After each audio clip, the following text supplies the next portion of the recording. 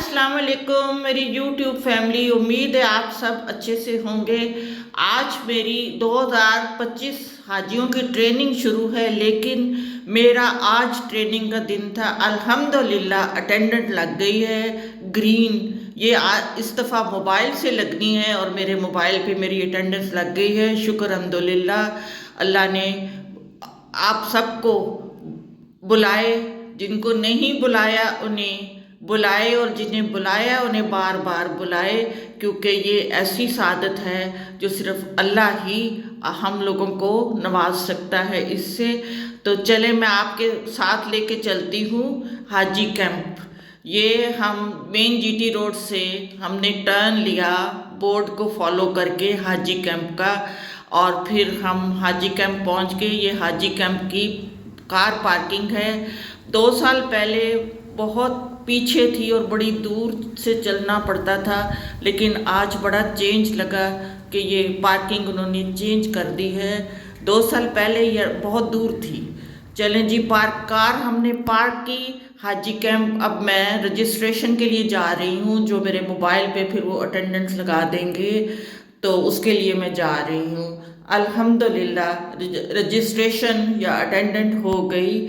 और ये चाय के हैं काउंटर, जिस पे इन बिटवीन वो ब्रेक टाइम पे चाय सर्व की जाएगी। तो अभी ये सिर्फ तैयारी कर रहे हैं, कुर्सियां हैं बैठने के लिए, और इन बिटवीन 4 घंटे का सेशन है, तो 2 घंटे बाद चाय सर्व की जाएगी सारे हाजियों को।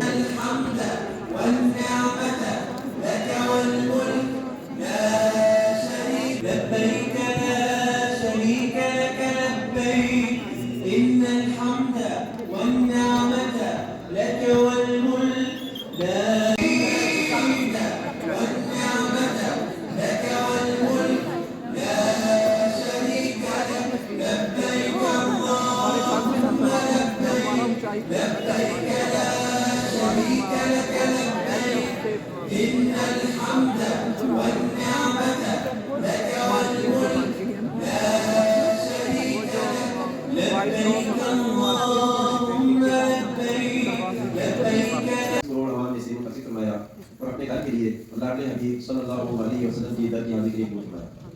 आज़मीन आप याद रखिए कि खुशबख्ती का ये सफ़र हसद, नसब, माल, औहदा और बेटियों से मुबर्रा है। ये सफ़र हमें रब इज़्ज़त जलाल की रहमत और फज़ल से नसीब होता है। हम ज़िंदगी की आखिरी सांसों तक इसका शुक्र अदा करते हैं, तो ही करें। आज इस बाबत प्रोग्राम का आगाज़ हम रब इज़्ज़त जलाल के बाबत के नाम से करते हैं। मैं मुल्तमिस हूँ हाफिज़ साहब से आप तशरीफ़ लाएं और इस प्रोग्राम का आगाज़ रब काबा के नाम से करें।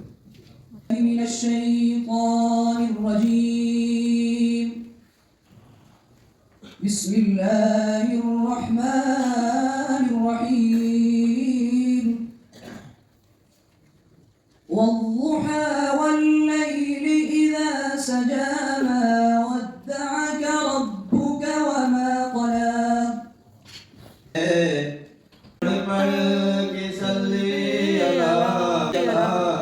झूम कर कह रही है ये बातें सब के गुलों में। सुभान अल्लाह। मैं आप आज़मीन आज बहुत बात पेश करता हूँ कि आपको एक अजीम सादत नसीब होने जा रही है। इसके बाद मैं आपसे जो मेडिकल प्रॉब्लम और इशूज़ हैं उसको डिस्कस करूँगा। इसको हम डिस्कस करेंगे 2 फेजेस में। प्री हज में पहली बात तो मेरे भाई ये कि अपना वॉक का स्टैमिना बिल्डअप करना शुरू कर दें। रोज़ कम से कम 4 से 5 किलोमीटर वॉक करें, क्योंकि आपने वहाँ पर हर जगह से चलना ही चलना है। अगर आपका वॉक का स्टैमिना बिल्डअप नहीं होगा तो आपको हर जगह प्रॉब्लम्स फेस हैं। दूसरी बात वैक्सीनेशन। आपको गर्दन तोड़ बुखार, मेनिंजाइटिस और फ्लू वैक्सीन, ये तीनों वैक्सीन हाजी कैंप इस्लामाबाद में आपकी फ्लाइट से 10 दिन पहले की जाएंगी और ये आपके पैकेज में शामिल होगा।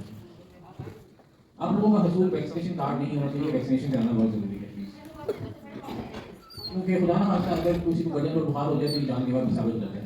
इसलिए प्लीज वैक्सीनेशन को वैलेंट टाइम करवाइए। शदीद दर्द, मसल स्टिफनेस, इसका फिर वही हाल है कि अगर आपका वक्त का स्टैमिना बिल्डअप हुआ होगा तो आपको इतनी प्रॉब्लम्स नहीं है। फिर भी हो जाए तो पेन किलर और उसके साथ बर्फ की कोई प्रॉब्लम्स नहीं है। इसके बाद अगला नेक्स्ट प्रॉब्लम जो हम फेस करते हैं वो ये है कि पाकिस्तान के टेम्परेचर डिफरेंस में टेम्परेचर में और मक्का में टेम्परेचर में काफ़ी फर्क है, जिसकी वजह से सीवियर डिहाइड्रेशन और हीट स्ट्रेस और हीट स्ट्रोक में पेशेंट या भी और क्रॉनिक डिजीज पेशेंट हैं پلیز اپنا سارا میڈیکل ریکارڈ ساتھ کیری کیجیے. یہ بہت ضروری ہے. خدا نہ خواستہ آپ بیمار پڑ جائیں مکہ میں, مدینہ میں, کہیں بھی, تو doctors are all around. Pakistan medical mission hospitals میں سارے ڈاکٹرز. اس کے بعد بھی اگر کوئی آپ کو نزلہ زکام کھانسی یا کوئی اور پرابلم ہو جائے تو کوئی میڈیسن ریکوائرڈ ہو تو پاکستان میڈیکل مشن ہاسپٹل میں ساری میڈیسنز اویلیبل ہوتی ہیں. وہ سب میڈیسن تو ہم سعودی گورنمنٹس میں آپ کو ریفر کر دیتے ہیں اور وہاں سے سب کچھ فری آف کاسٹ ہوتا ہے, تو آپ سارا حاجی شو ہو جاتا ہے. اوکے جی, دس از آل. اللہ حافظ. آپ سب لوگوں کو آپ نے گھر کے سفر کے لیے اور آپ لوگوں کو خوش آمدید کہتی ہوں اس تربیت کے سیشن میں.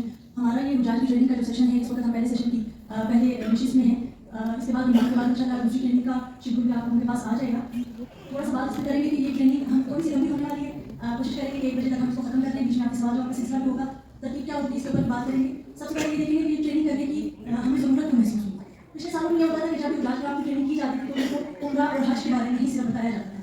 ہم لوگوں نے یہ کمی محسوس کی کہ ہمارا حاجی عموماً ایسا حاجی ہے جس میں ان پہ بات کریں گے کچھ عمومی معلومات کہ جہاں وہاں کے جو ٹیمپریچر ڈفرینسز ہیں یا رہائش کی تیاری اور روانگی پہ بات کریں گے کہ یہاں پاکستان میں رہتے ہوئے آپ نے ابھی آپ کی فلائٹس میں کافی ٹائم میں شروع ہونے میں تو سفر حج سے پہلے اس سے پہلے آپ نے اپنی ذہنی اور جسمانی کس طرح سے تیاری رکھنی ہے, ساتھ کیا لے کے جانا ہے, وہاں کے کیا معاملات ہیں, ان پہ بات کریں گے. مقام مکرمہ میں آپ لوگوں کو کون کون سی رہائش کس طرح کی رہائش دی جائے گی. مدینہ منورہ میں نئی چیزیں جو آپ لوگوں کے لیے اس سال انٹروڈیوس کرائی جا رہی ہیں. ہمارے تمام جو سرکار ایک ٹرالی بیگ دیا جائے گا جو کہ 25 کلو کے وزن کا ہوگا, جس میں آپ 25 کلو تک کا سامان لے کے جا سکتے ہیں. 7 کلو کے وزن کے مطابق ہم آپ کو 10 بیگ دیں گے جو آپ کا ہینڈ کیری ہوگا.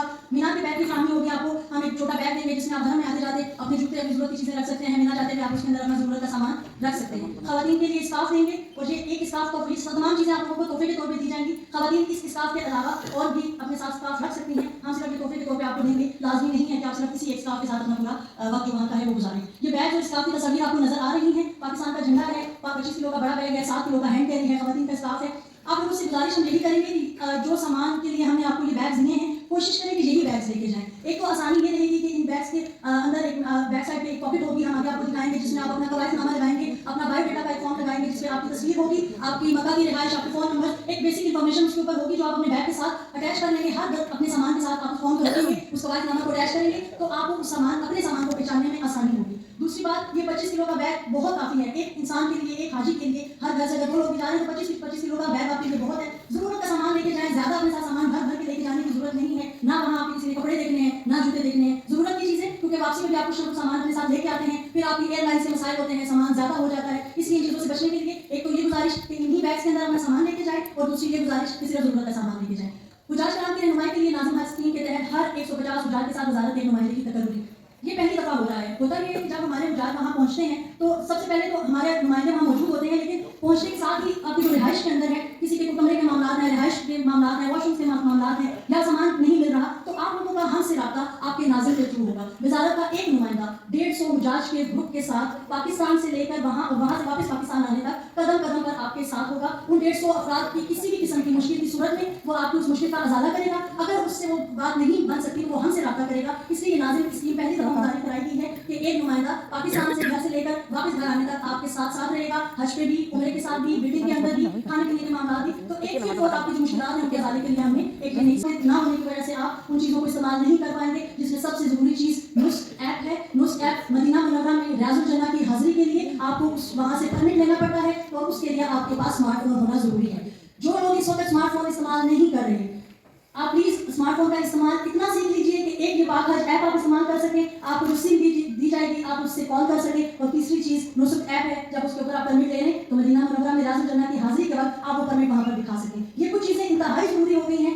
ہمارے حجاج کرام کو بالکل کچھ کو تعلیم کی کمی کی وجہ سے, کچھ کو ان کی عمر کی وجہ سے یہ چیزیں مشکل لگتی ہیں, لیکن مشکل نہیں ہے. ابھی ٹائم بہت ہے, آپ جانے سے پہلے کوشش کریں کہ ان چیزوں کو سیکھ لیں.